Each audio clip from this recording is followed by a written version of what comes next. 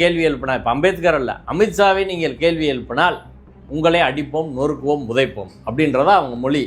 இதை குஜராத்தில் மோடி அமித்ஷா பண்ணிட்டு இருந்தாங்க. இன்றைக்கி டெல்லியில் வந்து அவங்கள விட்டுருக்காங்க. இன்றைக்கி டெல்லியிலே அதுதான் வந்து அவங்க பண்ணுறாங்க.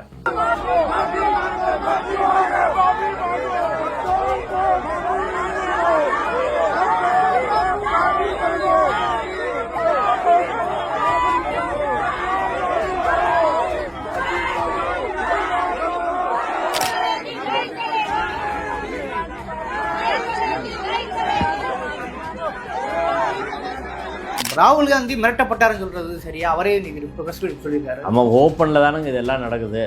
நீங்கள் வந்து இது முசோலினி காலத்தில் என்ன நடந்துச்சுன்னு வரலாறு நம்ம படித்தோம்னா